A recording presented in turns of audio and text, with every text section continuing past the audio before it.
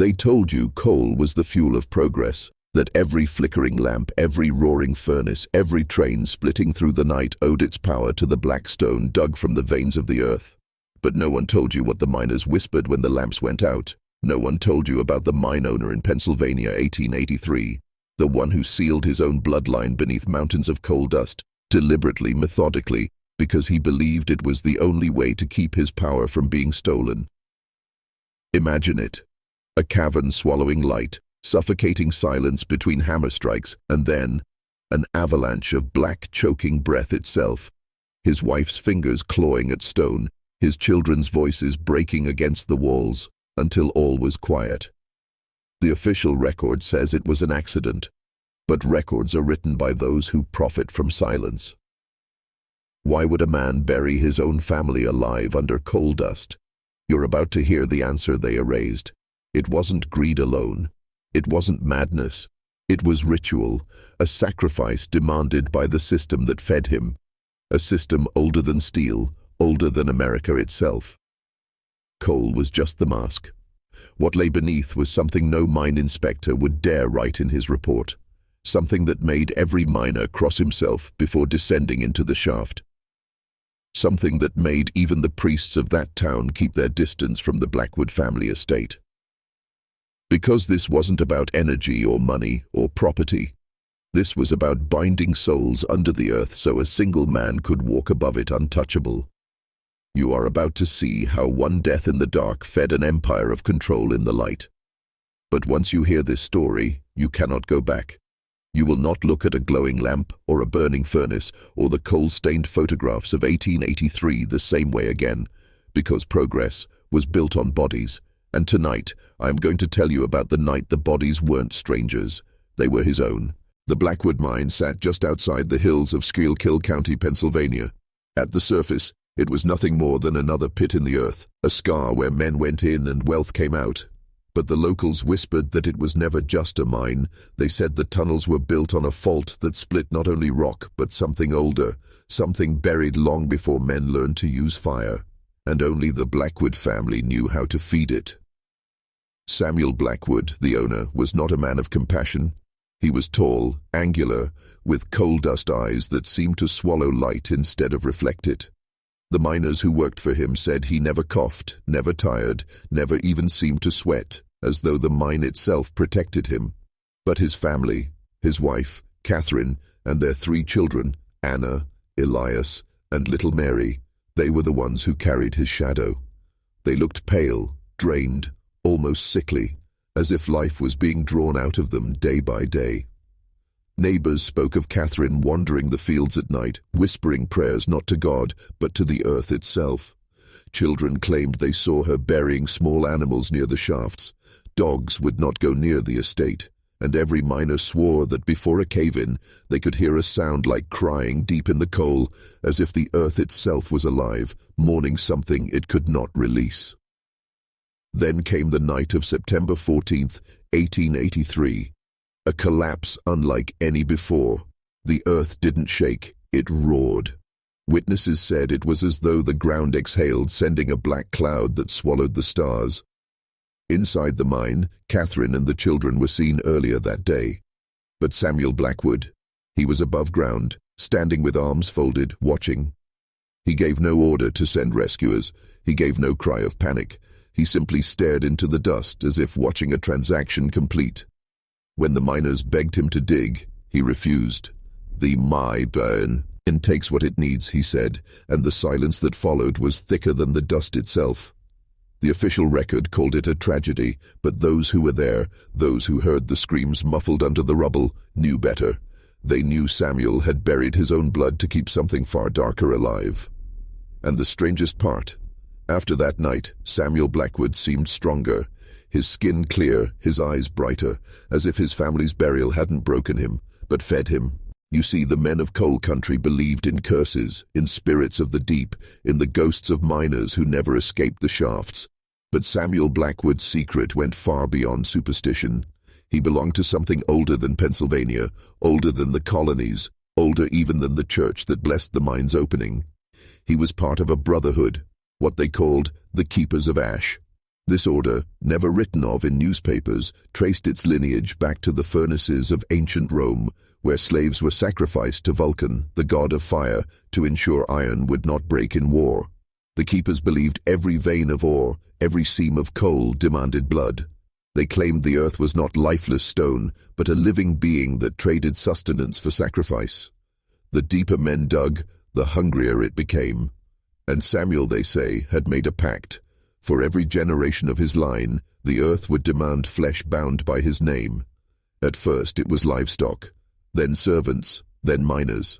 But in 1883 the debt came due in full, his own wife, his own children, because the deeper the tunnels reached, the greater the price. Coal was no longer just rock, it had become a currency of power, a black ledger written in bone. That night, when Catherine and the children entered the mine, some say they were already resigned. Miners swore Catherine had whispered, "It ends with us," as though she knew, as though she had carried the burden of sacrifice her entire marriage. And Samuel? He did not weep. He did not curse. He did not rage.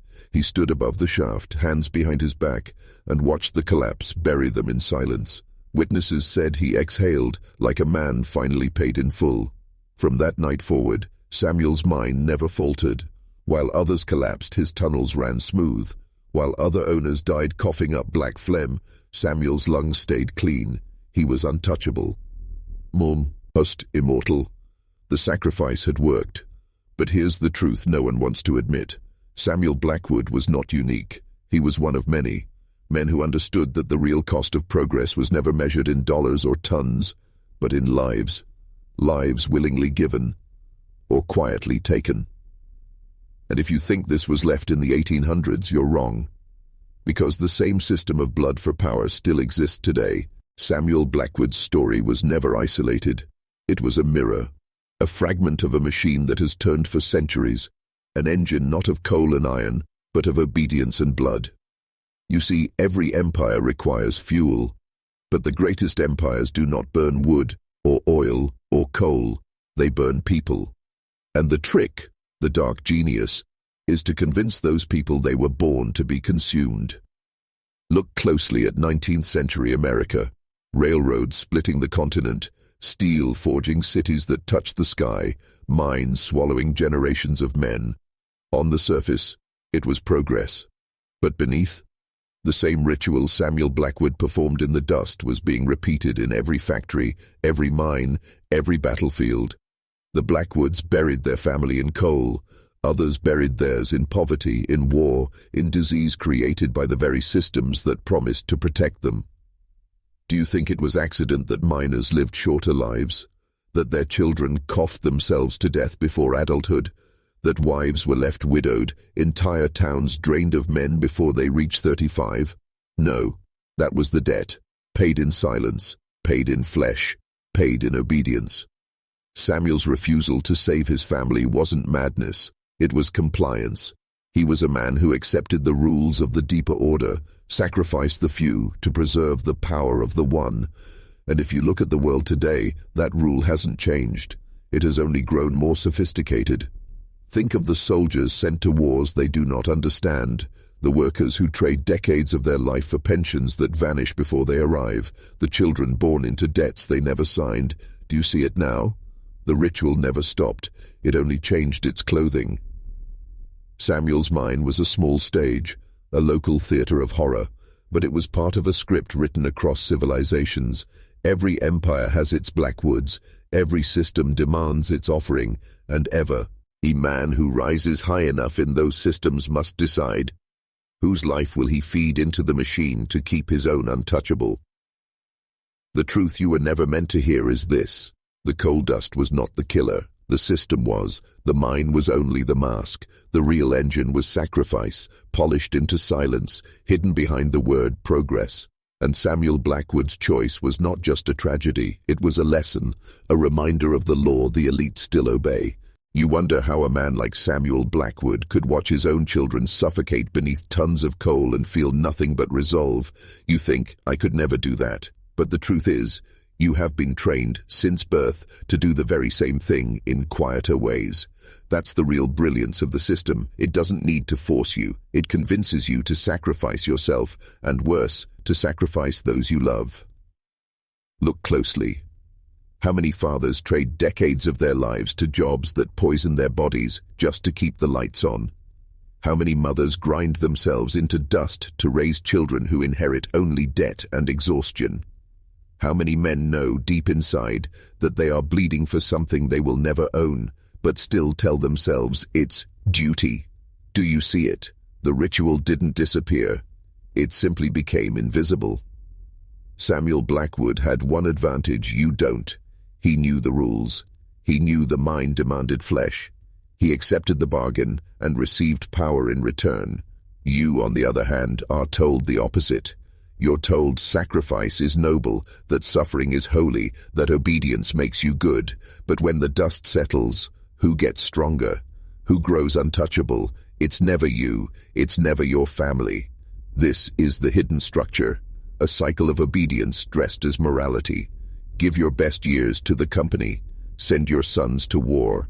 Trust institutions that were never built to protect you. Work until you collapse, and then be forgotten.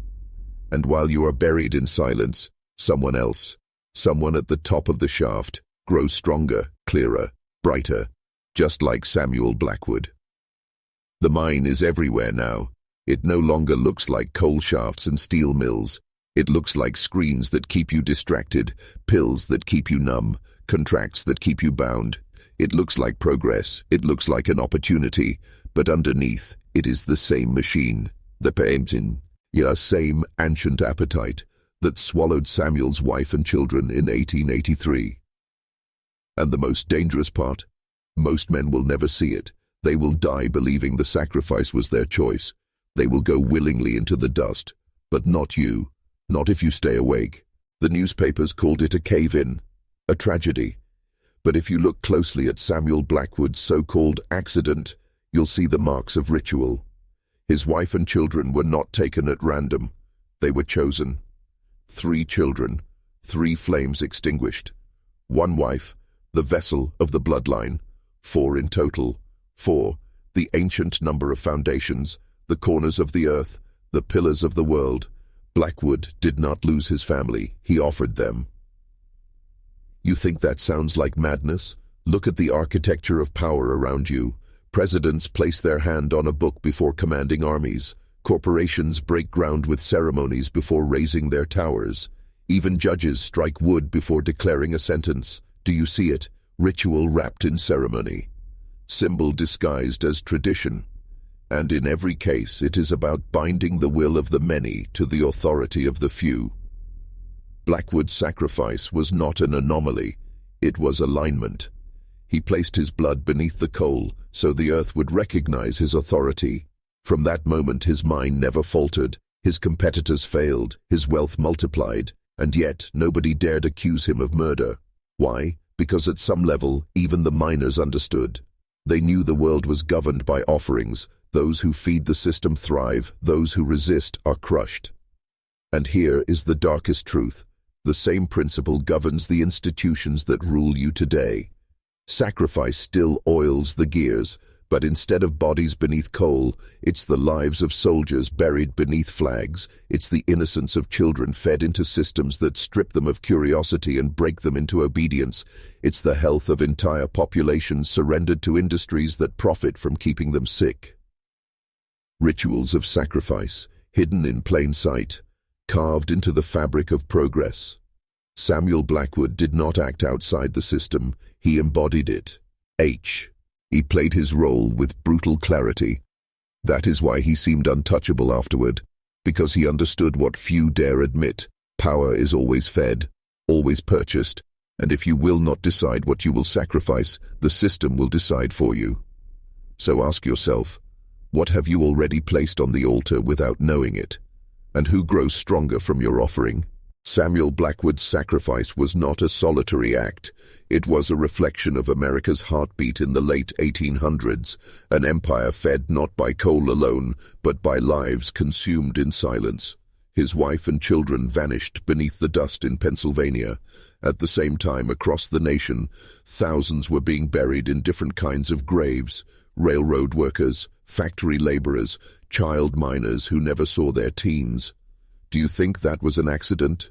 No, that was the economy. The truth is, America's expansion was not built on freedom, it was built on offering.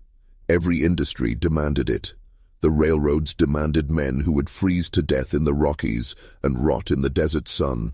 The factories demanded boys with fingers small enough to fit into spinning machines until those same fingers were torn away.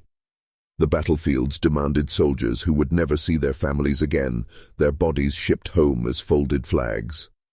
And the leaders, presidents, governors, tycoons, were no different from Samuel Blackwood. They stood at the surface, hands folded, watching the collapse. They told the public it was progress, destiny, providence, but behind closed doors, they knew the law of the mine. Power demands a price, and they were willing to pay it with lives that were not their own. That is why Samuel was never punished. That is why whispers of his guilt never became headlines, because if his secret came out, it would expose the whole machine. It would reveal that America itself was a Blackwood mine, an empire kept alive by burying its people generation after generation. And here is the psychological trick. The sacrifices were painted as honor. To die for the railroad was to build the future. To die in the factory was to provide for your family. To die in the mine was to feed the nation. Every ritual of death is dressed in the robes of nobility. The victims praised even as the shikram were consumed. Samuel Blackwood understood this. That is why he stood unshaken as his wife and children screamed beneath the coal. He saw what others refused to admit. The system doesn't ask if you're willing, it takes. And the sooner you accept that, the stronger you become. But most men never accept it. They keep believing the lie that their suffering makes them good, not useful, and so they go willingly into the dust. Why do men obey a system that devours them? Why did miners keep digging under Samuel Blackwood even after watching him let his family die? The answer is simple: conditioning, a ritual more powerful than chains. When you control a man's perception of sacrifice, you don't need to force him into the shaft. He will walk in willingly. Think about it. From the moment you were born, you were told that suffering was noble, that to give your body, your time, your very life for a cause greater than yourself was the highest virtue. They taught you stories of martyrs, of soldiers, of workers who built the nation. But they never told you the truth. Those men weren't honored. They were consumed. Their sacrifice did not lift them. It fed someone else. The miners of Blackwood's shaft believed they were part of something sacred. They believed their pain bought progress, their deaths carved a future for their children. But look closely. Who got stronger? Who profited? Not the miners, not their families. The mine owners, the rail barons, the captains of industry. They dressed theft as honor. They sold death as duty, and the men below swallowed it, thinking they were noble. This is the deepest trick. To convince a man that his obedience is his strength when in truth it is his cage. That's why no one rose against Samuel Blackwood, not because they didn't see the horror, but because they couldn't admit the lie. To admit it would mean admitting their whole lives had been spent feeding a machine that never cared if they lived or died. And look around you today. What's changed? You're told to sacrifice your youth to the grind.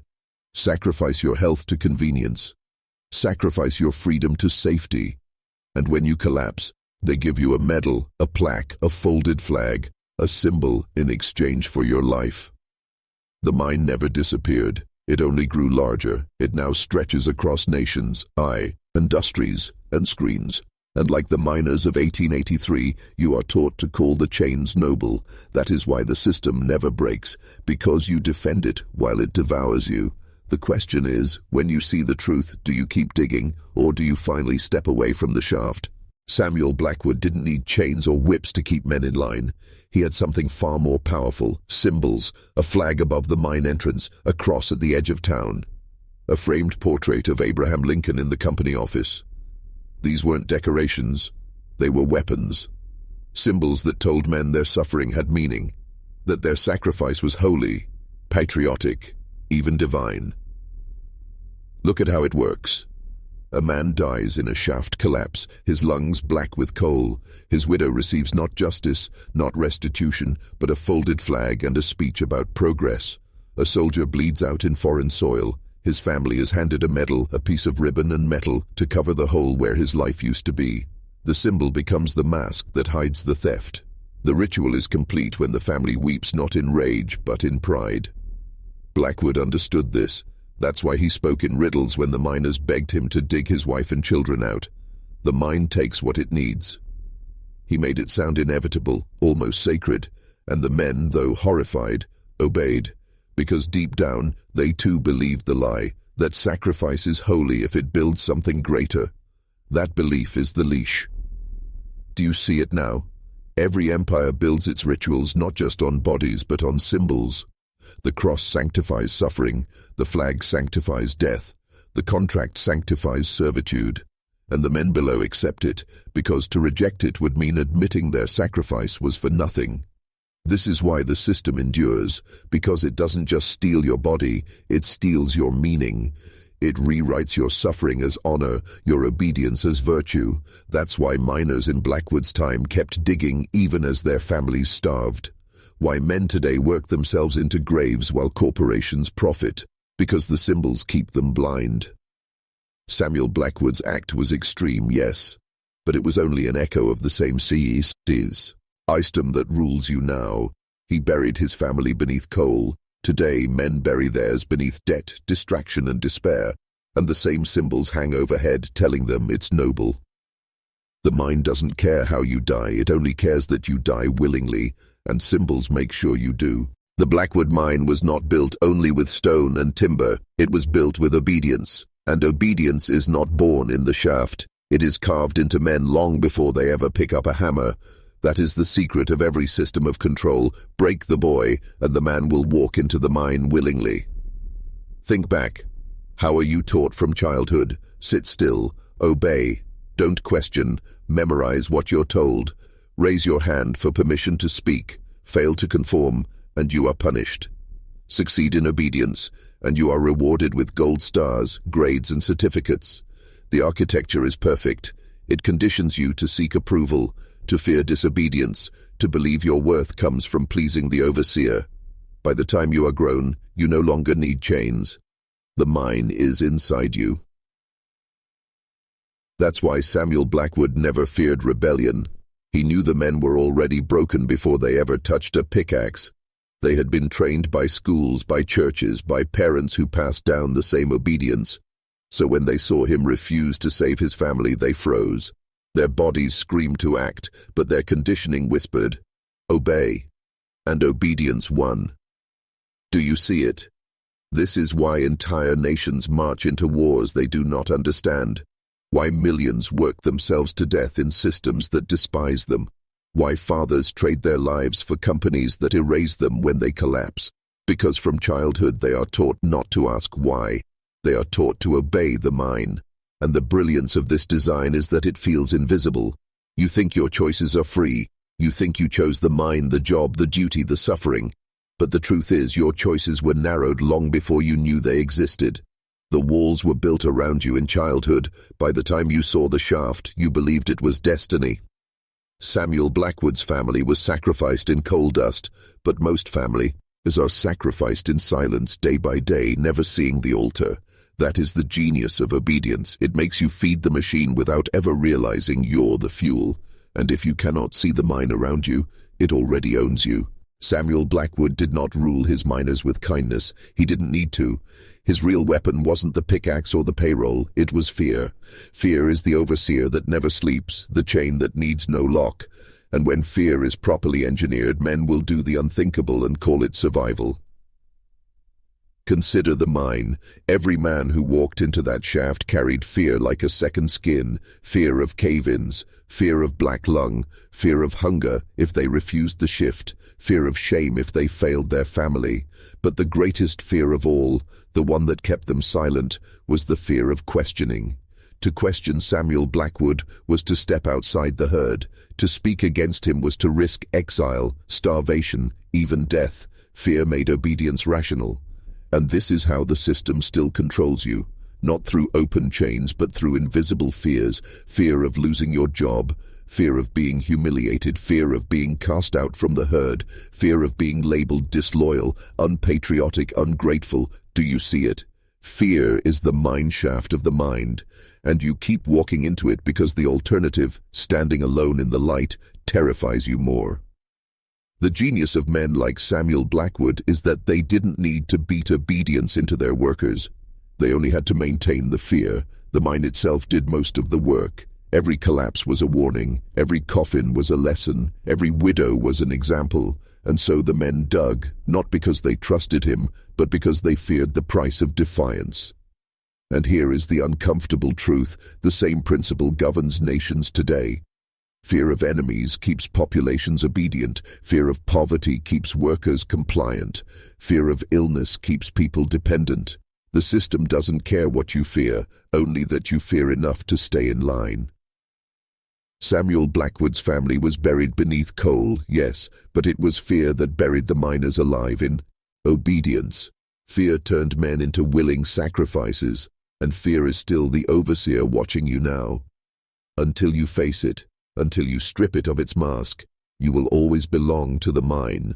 The farmer's curiosity no longer belonged to him. It had been commandeered by something older, colder, and infinitely crueler. His nights were no longer spent in his farmhouse bed, but wandering, lantern in hand, to the old graveyard that sat a mile from his field. The villagers whispered that Hale's family had been buried there for generations, though few dared to step beyond its rusting iron gate after sundown. On the 12th night, compelled by the same disembodied voices that urged him to keep digging, he went. His boots sank into the damp earth, the silence punctuated only by the occasional cry of an owl or the snapping of twigs underfoot. He stopped before the crooked row of headstones, his ancestors' names etched into stone that time itself seemed to have tried erasing. He placed his lantern on the soil, the flame flickering wildly as though pushed by unseen breath. And then it happened. The earth began to shift, not violently but subtly, as though something beneath were stirring. Hale felt his chest tighten. He knew this wasn't imagination. The air smelled of iron and rot, and the ground pulsed under his hands like a beating heart. A low murmur arose, faint at first, then louder. It came from nowhere and everywhere at once. The farmer stumbled backward as the soil at his father's grave cracked open, revealing nothing but pitch-black void beneath. He expected bone, decay, dust. Instead, he saw depth, an impossible darkness that seemed to stretch into eternity. The voices rose in chorus, neither human nor animal, commanding him to listen. And in that midnight graveyard, Tobias Hale realized the hole he had dug in his field was not unique. It was connected, a network of wounds across the land, veins of something unspeakable running beneath Ohio. He clutched his lantern tighter, its weak flame trembling, as he whispered a prayer he no longer believed in. For the first time, Tobias Hale did not fear death. He feared what waited beneath it. When Tobias Hale returned to the pit the next morning, his lantern still reeked of smoke from the graveyard. The soil seemed hungrier now, almost alive, as though his midnight visit had awakened something beneath both the graveyard and the farm. He leaned on his shovel, staring into the black hollow he had dug. The air rising from it was damp, metallic, and unholy, carrying whispers that wrapped around his skull like chains. The voices were clearer now, not mere echoes, not tricks of sleeplessness, but words, structured, deliberate. They spoke in unison, offering him something he had never possessed. Power. Not wealth, not land, not even peace, but dominion. The kind of control that men only dream of, the kind that kings kill for. All it required was obedience. Hale dropped to his knees, the dirt cold and wet against his palms. He felt an absurd temptation bloom in him. All his life he had been at the mercy of the land, its harvests, its storms, its barren winters. What if the land itself now offered to serve him? What if this bargain could break the cycle of poverty and anonymity his family had endured for generations? The hole exhaled, a hot breath that smelled of rust and sulfur. Tobias gagged but could not pull away. He swore he saw shapes moving just beyond sight, arms reaching, fingers twitching, faces pressed against the veil of darkness. They were not spirits of the dead. They were something else, something older. The bargain was simple: expand the wound, widen the pit, open the passage. In exchange, Tobias Hale would wield influence beyond imagination, a voice that men would follow, and a presence that could not be defied. But even as the voices tempted him, something within him recoiled. He remembered his father's sermons, the way he had spoken of men who traded their souls for shadows. Hale spat into the pit, defiance burning hot in his chest. The soil trembled. The whispers did not stop. They only grew louder, promising, taunting, commanding. Tobias Hale staggered back from the pit, shovel in hand, heart thundering. He knew now this was no bargain. It was a demand, and those who refused would not be left standing. The night after Tobias Hale spat into the pit, his animals began to die. Not suddenly, not cleanly, but slowly, in ways that made no sense. The family mule was the first. Hale found it thrashing in the mud, eyes rolled white, its mouth foaming as if choking on invisible hands. Its screams carried across the farm like the wail of a woman being murdered. When he slit its throat to end the suffering, the blood did not spill red. It came out thick, tar-like, black as coal dust, coating his hands like ink. He buried the mule, but the ground refused it. By morning, the carcass had risen back to the surface, half uncovered, as though the earth itself had vomited it up. The crows would not touch it, not even maggots crawled near. Then came the chickens. Their wings snapped as if twisted by unseen fingers, their necks bent at impossible angles. They lay scattered across the yard like discarded dolls. Hale's youngest boy, barely 7, asked him if the devil had walked through their coop at night. Hale had no answer, but the worst came with the well. The family drew their water from a stone-lined shaft dug long before Hale's time. That morning, when his wife lowered the bucket, she pulled up not clear water but a thick sludge, dark, shimmering, heavy with a smell of iron and rot. They tried again, the same, and again, still black. The pit had spread its corruption, bleeding into the very veins of the farm. Hale's wife, pale with terror, begged him to close the hole, to fill it with stone and ash, to bury whatever nightmare had been unearthed. But Tobias knew this was not a wound that could be healed by dirt. This was something alive, something demanding. The more he resisted, the harder it pressed. That night, as the wind howled through the valley, Hale heard a knock at the door. Not a human knock. 3 slow thuds, like someone striking wood with bone. He opened it to find no one there, only the black soil from the pit scattered across his doorstep. The message was clear. The land had chosen its sacrifice, and it would not wait much longer. Martha Hale had always been the quiet strength of the family. She was a woman hardened by winters that froze the marrow in her bones and summers that baked the skin off her hands. But even she had limits, and Tobias could see them crumbling. By the dim firelight, she clutched her rosary so tightly the beads cut into her palms. She whispered prayers, not the gentle ones meant for Sunday, but frantic chants, the kind you cry when you know God has stopped listening. She told Tobias the farm was cursed, that the land itself was hungry, and that his digging had stirred something buried for a reason. "Fill it," she begged, voice trembling. "Fill the hole before it takes more than beasts, before it takes the children." Her eyes were wild, her cheeks hollowed by fear. Tobias wanted to tell her she was wrong, that this was just bad luck, that the storms and sickness were coincidence, but he could not lie, not when he too had heard the whispers, had felt the breath of the pit against his face. He took her hands, still bleeding from the beads, and promised her he would stop. But even as the words left his mouth, he knew they were hollow. The pit had become part of him, a dark twin gnawing at his marrow. Each day he stayed away, the voices called louder, filling the silence with threats and promises, until his head throbbed and his chest burned. That night, Martha tried to keep him from leaving the bed.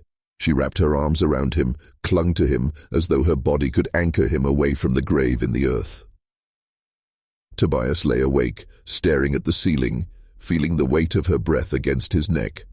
For the first time in his life, he feared her prayers would not protect them.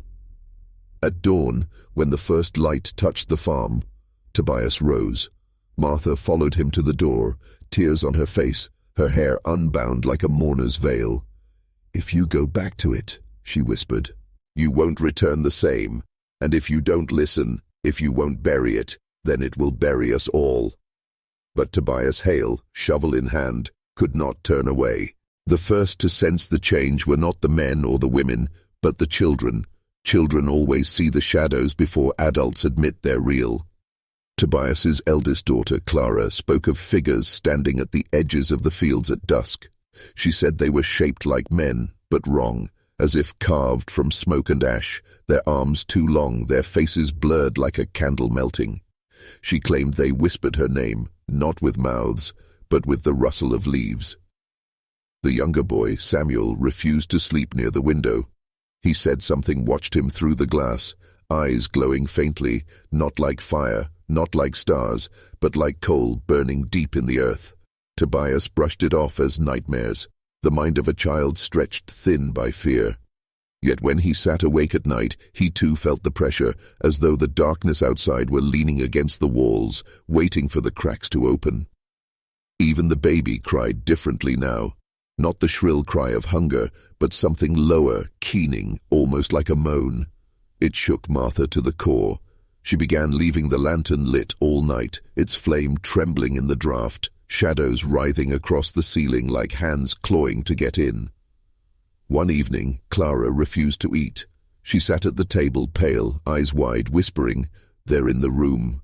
When Tobias demanded who, she only pointed toward the corner where the firelight didn't reach. He followed her gaze, shovel still leaning against the wall nearby. At first he saw nothing. Then, as his eyes adjusted, he thought he caught a flicker of movement, something folding into itself, retreating deeper into the dark.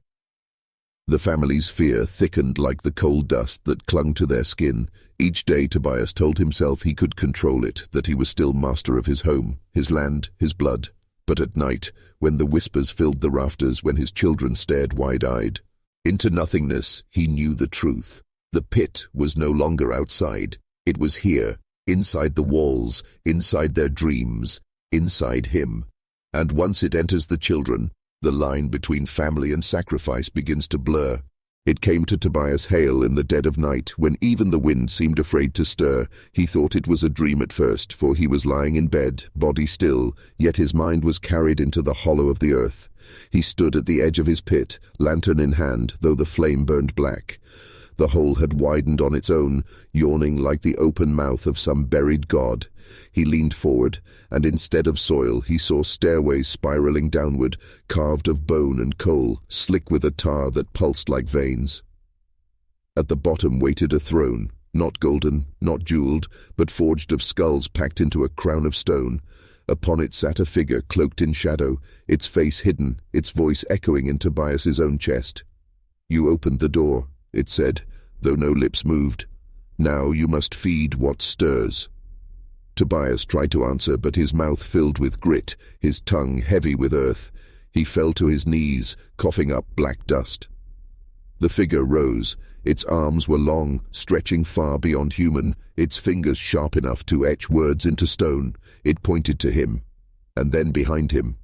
Tobias turned and saw his family kneeling in the pit, eyes empty, mouths sewn shut with thread of coal. His children reached for him, not with cries for help, but with obedience, as though they had already given themselves over. Martha looked at him last, her face pale, her lips trembling even though they were bound. She mouthed one word, though no sound came: "Bury." Tobias screamed himself awake. But when his eyes opened, he was not in bed. He was standing in his yard, shovel in hand, the pit before him, lantern still burning black. His footprints led from the house to the hole. He hadn't dreamed it. He had walked here in his sleep. The soil stirred, almost laughing. The voices pressed harder now, whispering his name with hunger. Hale dropped the shovel, stumbling back, chest heaving. What terrified him most was not that he had been drawn to the pit in his sleep. It was that he wanted to go back. By the time autumn came, Tobias Hale's fields were no longer his own. The corn grew twisted, its stalks bowed as if in prayer, its husks blackened, kernels bleeding a dark sap instead of sweet grain. The wheat bent low, heavy not with seed but with rot, fungus that glowed faintly at night as though lit from within.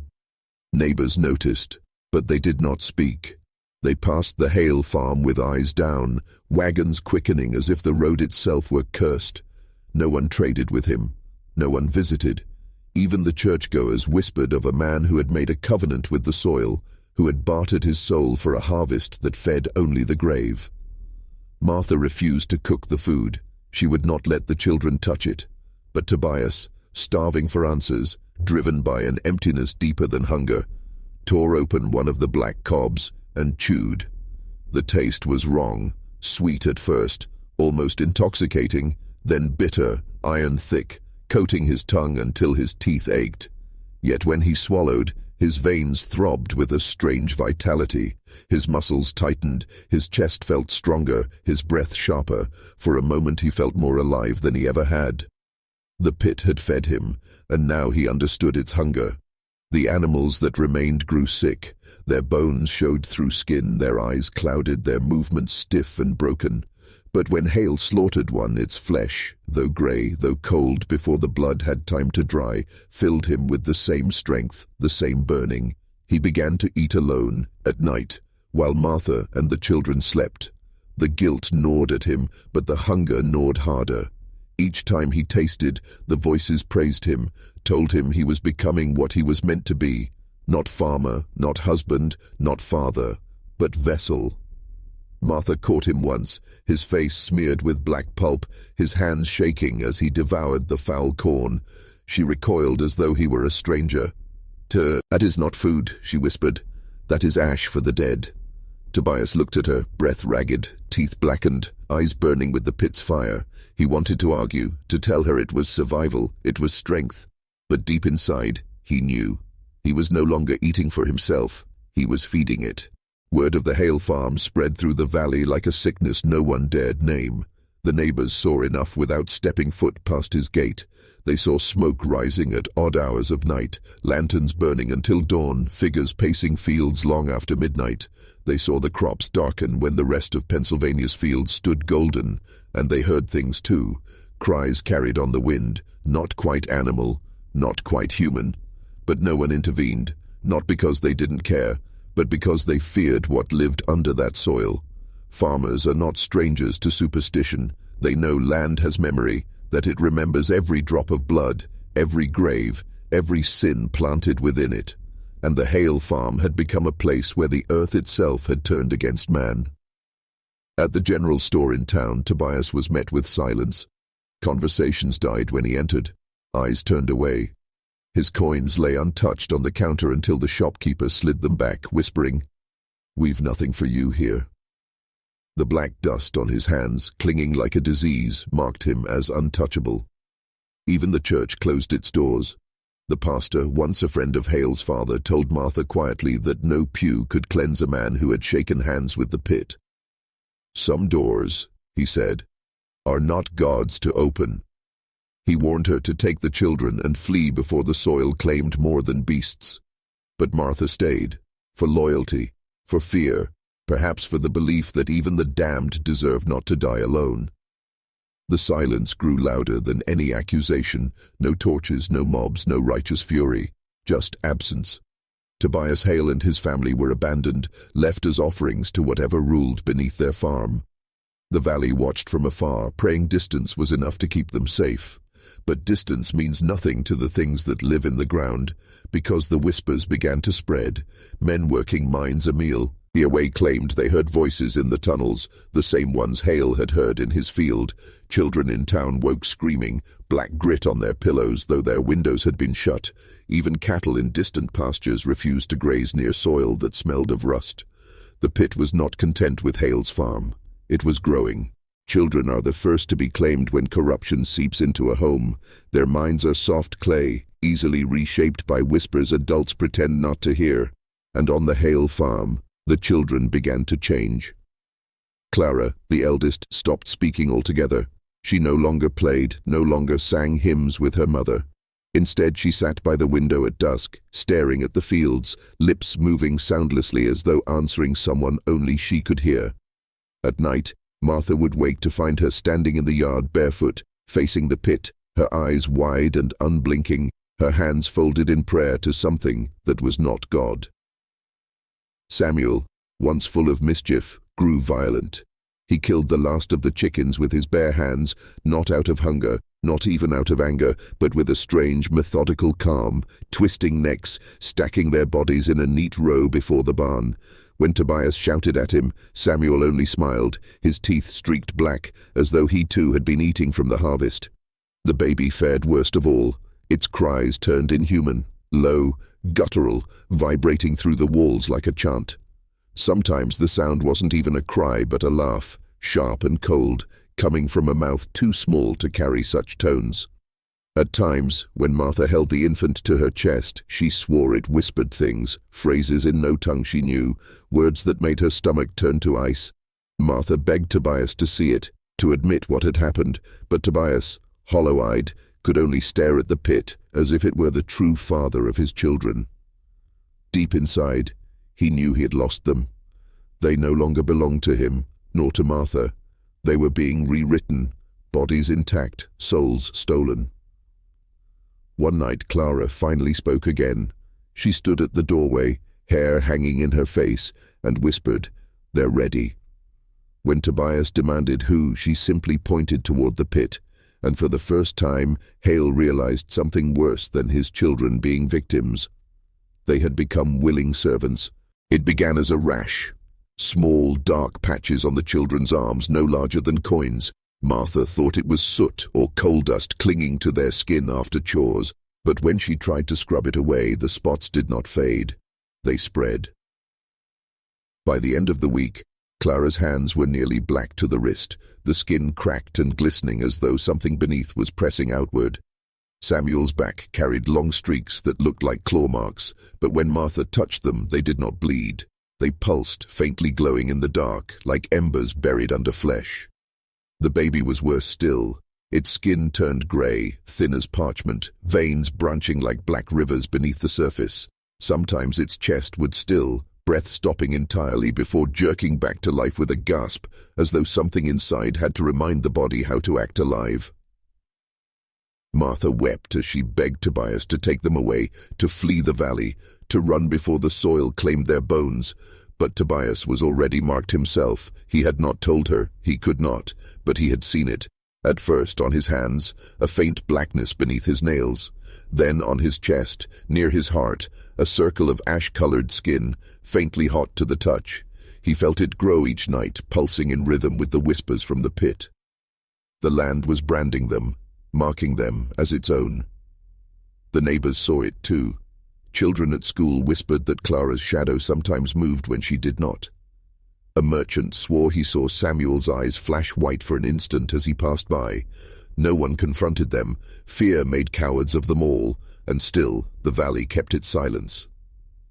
Martha tried everything: holy water, salt, prayers that cracked her voice raw. None of it slowed the spreading marks. They were not sickness. They were signatures, proof that the Hale family had been claimed by something deeper than disease. One night, Tobias stood shirtless before the mirror, lantern low, examining the black ring over his heart. He pressed his palm against it and felt not his own heartbeat, but something else's. The pit was not outside him anymore. It had found a way in. The final meal was not chosen. It was given. Martha set the table with trembling hands, though there was nothing left from the earth but what had rotted black. No milk, no bread, no meat. Only the harvest of corruption. Corn that bled tar, wheat that reeked of iron, water that shimmered thick and dark like oil. She refused to touch it, yet her children sat waiting as though invited to a feast.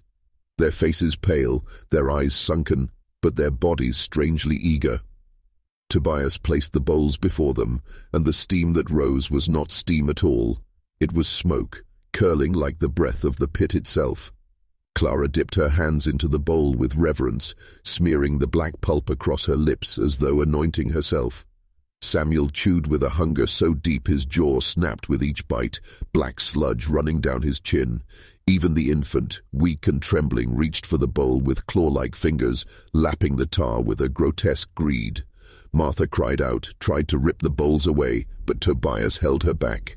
His grip was iron, his face hard, his eyes no longer entirely his own. He whispered to her, not as husband to wife, but as disciple to heretic. "It feeds them. It makes them strong. Don't you see? This is the only way." But Martha saw what he refused to admit. Her children were no longer eating. They were being eaten. With every mouthful, the pit claimed more of them, hollowing their bodies, filling them with something that did not belong in flesh. At last, Tobias sat. He dipped his own hands into the black harvest, raised the sludge to his mouth, and swallowed. His veins burned. His mark over the heart pulsed. His body shook as if struck by lightning. But when the tremors ceased, his eyes gleamed with something no longer human. Martha screamed, clutching the baby from the table, but it twisted in her arms, reaching back toward the bowl, shrieking with natural strength. The smoke thickened, curling against the rafters, making the whole house choke with the stench of coal and blood. And as they ate, the whispers roared louder, no longer confined to the pit, no longer hidden. The house itself echoed with their chant, as though every wall, every beam of wood, every grain of dust had joined the meal. It was not supper. It was communion. By the winter of 1882, the boy's existence had become inseparable from the mirror. It no longer reflected the physical world reliably. At times its surface would ripple like disturbed water, erasing walls, faces, even the boy's own shadow. Yet the twin inside remained constant, growing more animated while the boy himself seemed weaker with each passing week.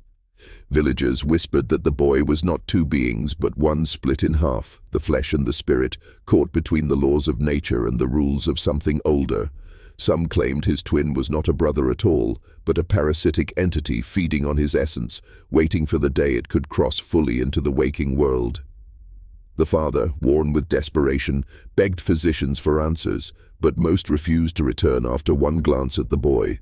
One doctor, braver than the rest, described it as a mirror delusion, a mind fractured so deeply that one part had been externalized. Yet when asked why the reflection moved independently, he fell silent, his eyes glassy with dread. In the boy's journal, lines appeared that no hand admitted writing. "I am not the shadow. He is. The mirror shows the truth, not the lie you call life." The villagers began marking their doors with ash, believing that to look upon the boy's mirror was to invite madness. The church bell tolled at midnight, not for death, but to drown out the whispers that seemed to creep through windows, voices not of men, but of reflections trying to speak. The boy's twin no longer waited for him to stand before the glass. It appeared when it wished, in bowls of water, in polished silver, in the sheen of an eye, and every time it smiled, the boy grew paler, as though one world was draining into the other. No one knew how much longer the fleshly half could survive, but in the silence of the mirror, the twins' gaze promised this: one would live forever. By early spring, the family turned to the only force left they believed might break the curse: the church. Yet even there they found no sanctuary. When the boy was brought to St. Andre's Chapel, the air itself seemed to resist him. Candles guttered as if choked by invisible hands, their flames bending toward the mirror strapped in burlap and rope. The priest, Father Mikhail, attempted the ancient rites of exorcism, yet as he raised the crucifix, the boy's reflection appeared, not in the mirror, but in the polished chalice on the altar. The twin was smiling. It did not cower at scripture, nor recoil at holy water. Instead, the drops that touched the reflection turned black, spreading like ink through silver, until even the chalice itself cracked down the stem. The sound echoed through the church like a bone splitting. Witnesses later swore the reflection spoke that day, not aloud, but through the lips of every reflective surface in the chapel. Windows, icons framed in glass, even the eyes of the faithful. The words carried one meaning: you kneel before a false altar. I am the truer God of faces. Father Mikhail, pale with fear, declared the boy unfit to remain within consecrated ground. He ordered the family away before the parish collapsed into hysteria. As they carried the boy out, women pressed rosaries to their lips, but even the Virgin's image in the stained glass seemed to twist, her eyes following the child with sorrow or warning. The family left the chapel broken, shunned by the village, whispered about as the cursed ones. The boy's father was no longer seen as a protector, but as the man who had brought a mirror-born devil among them. That night, the boy confessed in a whisper, his voice brittle with fear. "Father, I think it isn't copying me anymore. I think I'm copying him." By midsummer of 1880, the boy could no longer deny it. The twin in the mirror was no longer bound. It moved before he did, smiled when he wept, and whispered things in silence that only he seemed to hear. His body grew weaker, but his reflection thrived, sharp-eyed and full of a strength he never possessed. The family tried one last desperate act. They brought him to the old mine, where the first whispers of this curse had begun. The plan was simple: bury the mirror deep beneath stone and coal, where no sunlight could awaken it again.